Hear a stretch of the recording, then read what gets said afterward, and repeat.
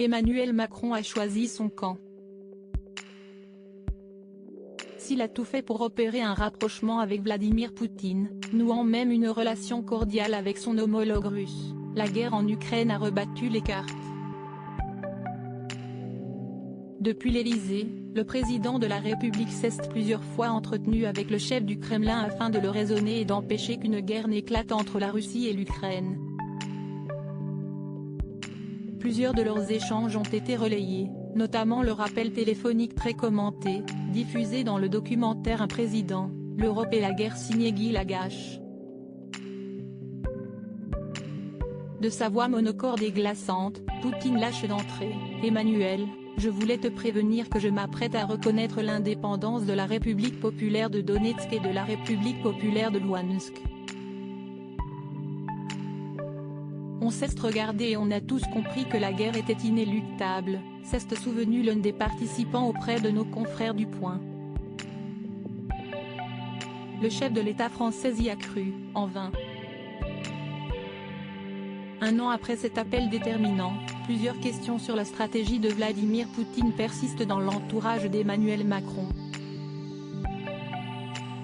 Pourquoi avoir accepté de négocier les détails d'une possible entrevue avec Biden? Avec Poutine, on ne peut jamais être sûr de rien, mais ce qui est certain, si est qu'il nous a fait perdre beaucoup de temps, a assuré un proche du président auprès de nos confrères.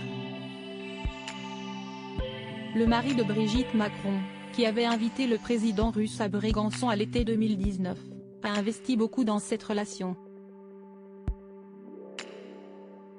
Selon une source au Quai d'Orsay, il a cru qu'il pourrait avoir de l'influence sur Poutine, mais il s'est fait balader pendant des années.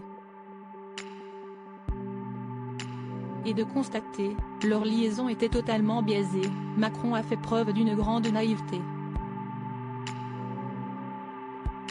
Supérieur à Vladimir Poutine à 70 ans, retour sur son évolution physique en images. Emmanuel Macron fâché contre Vladimir Poutine.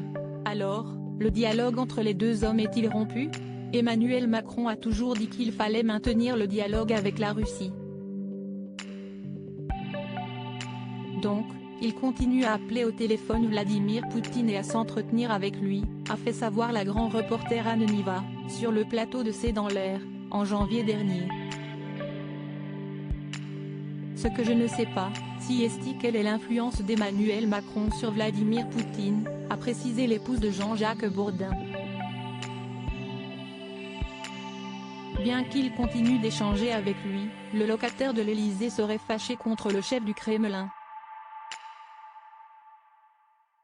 Je pense qu'il a passé le cap et qu'il ne parle plus autant que ça à Vladimir Poutine, a analysé Anthony Bélanger, journaliste et spécialiste relations internationales.